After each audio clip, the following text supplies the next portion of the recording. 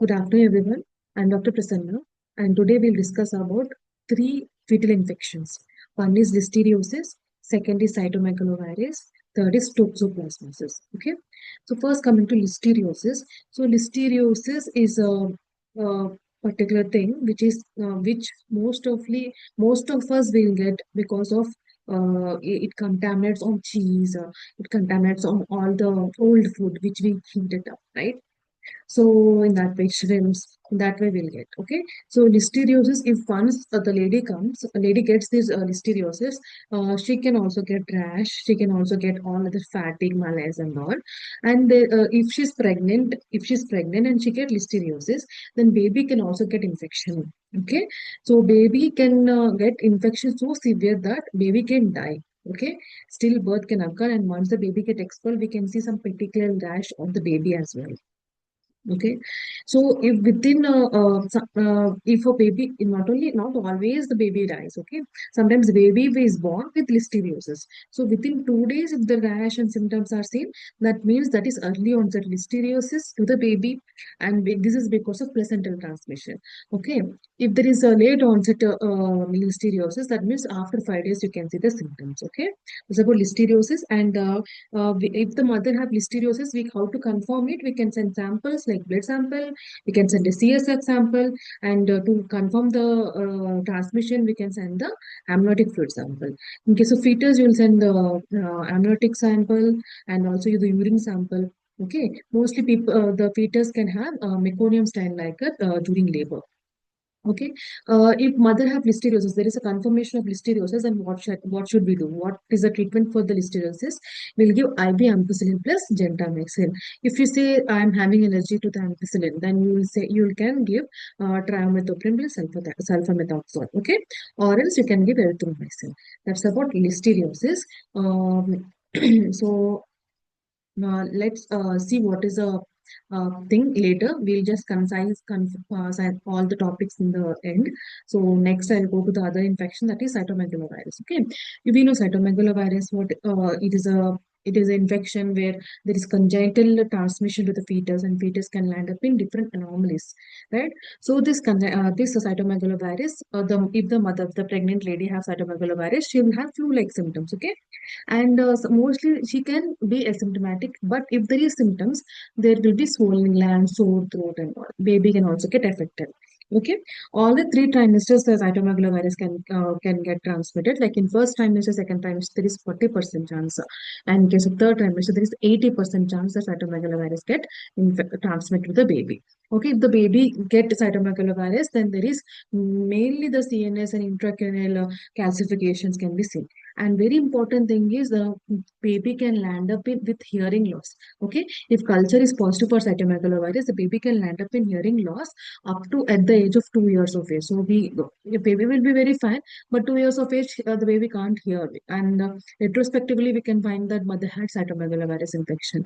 Okay, and people say that in first trimester, that of cytomegalovirus infection, if there is cytomegalovirus infection, then the lady can land up in miscarriage, right? So how to find out? See, mostly do the torch infection where C is for cytomegalovirus. How to find that this C is recent infection or past infection? Then you will do, if the IgM is positive, then we'll do the avidity test. Okay, if there is low avidity, then it is recent infection, like now only she got infected. If it is high avidity, that means she had past infection, like infection she had got like 3 months before. Okay, that's about cytomegalovirus infection. So mainly the baby will have so many congenital anomalies.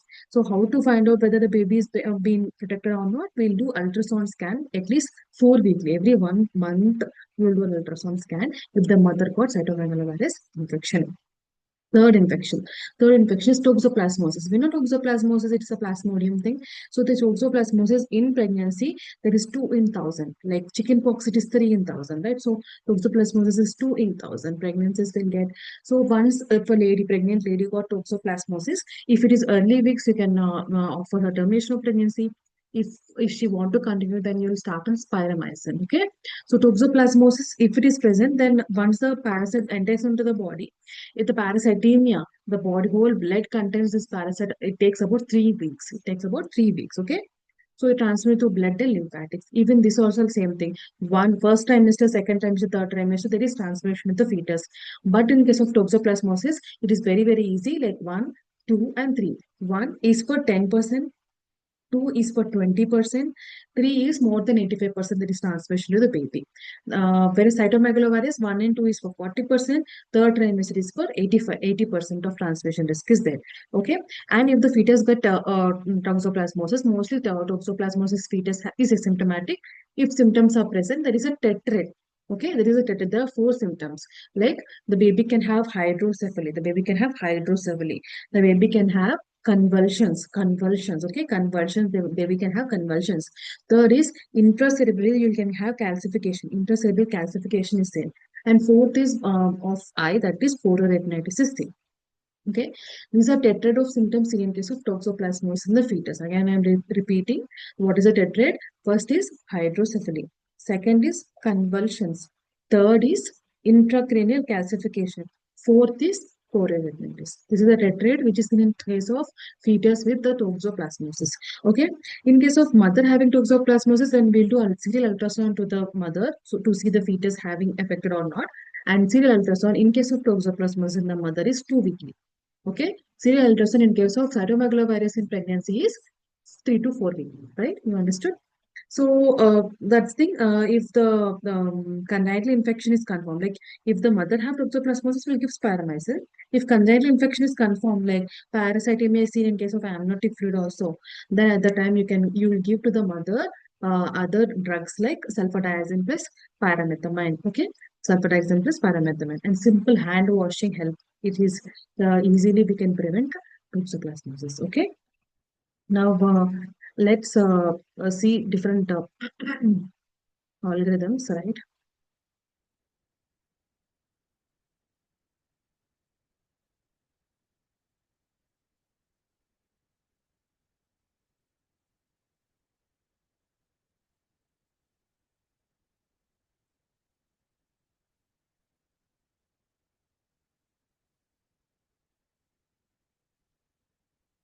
Okay, I hope you can see the screen.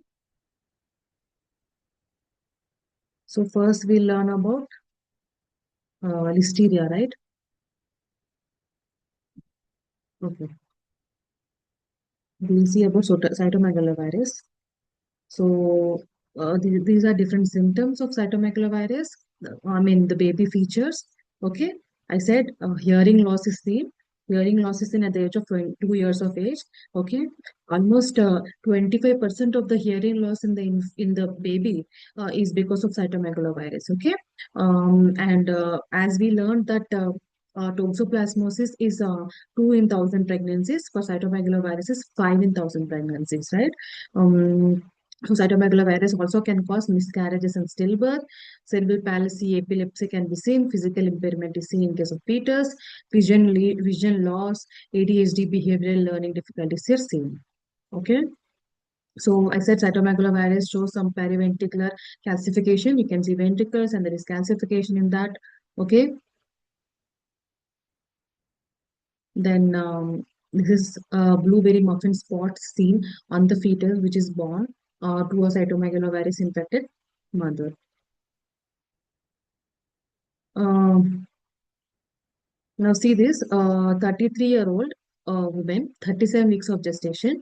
She had FG. The baby is being got FGR. At 10 weeks of gestation, she had mild fever with headache and muscle pain.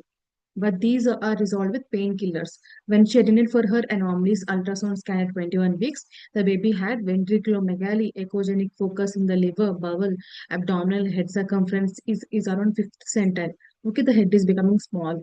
Serial ultrasound measurement shows that baby is consistently FGR with normal Likert volume and Doppler indices. So why is she saying normal Likert volume and Doppler indices? Because sometimes there can be other Rh negative pregnancies where there is FGR, right? In preeclampsia also there will be FGR where there is like abnormal Doppler indices, but it is normal here. So the answer for this is cytomegalovirus. Okay, in cytomegalovirus, there is IUGR, there is ventricular megaly, where we can see echogenic bubble. This is the key word for cytomegalovirus. Echogenic bowel is seen. Okay, and finally we can see hydroxyfetalis, oligohydramnios, polyhydramnios. Not only the cerebral calcification, we can say liver calcification cytomegalovirus. Okay. See this question. You have been asked to see a 30-year-old woman for detailed scan at 22 weeks. And the baby was found to have significant ventriculomegaly, and abdominal circumference was on fourth centile. And there is hydramnios with isolated areas of intracranial calcification. Okay, there is hydramnios with isolated areas of intracranial calcification. Baby is becoming small. Okay, this answer I'll tell you in some time.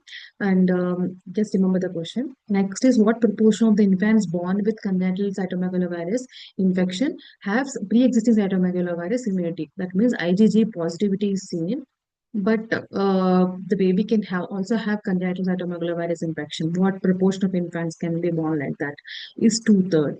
Okay, so two-third of cytomegalovirus transmission is, although it is seen with primary infection, but especially with high prevalence, high cytomegalovirus prevalence areas, that is two-thirds of infants can get congenital cytomegalovirus virus infection with pre-existing immunity. Okay.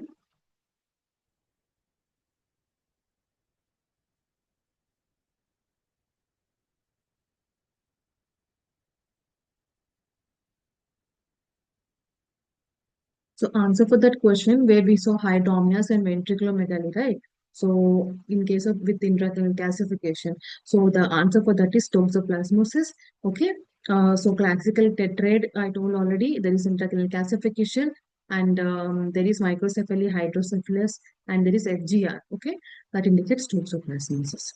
So this is toxoplasmosis where I told the tetrad of hydrocephalus, chororetinitis, and there is intracerebral calcification, diffuse calcification, whereas periventricular calcification is seen in case of cytomegalovirus. Okay, then if you see torch infections, like if a neonate have premature delivery and the neonate is IUGR and there is a intrauterine death and there is jaundice. There is cephalosporinomegaly, hydrocephaly, chororetinitis, myocarditis, and all.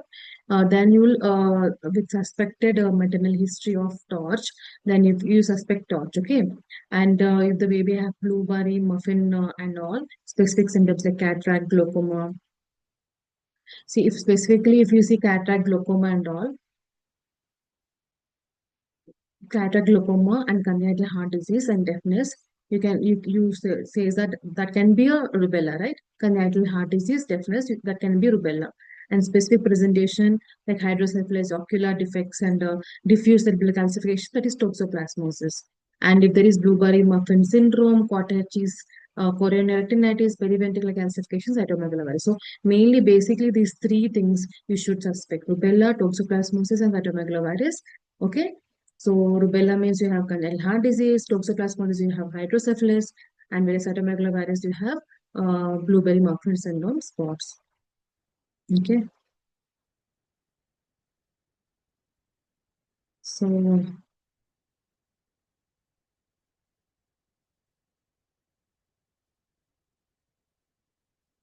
that's it. So the thing is the carry to home message of these three infections, mainly rubella. Also, I'll discuss later. So mainly these infections are like. Uh,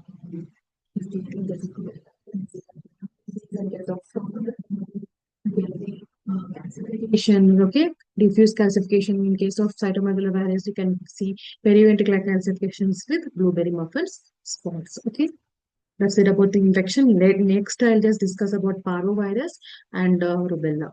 Okay, bye.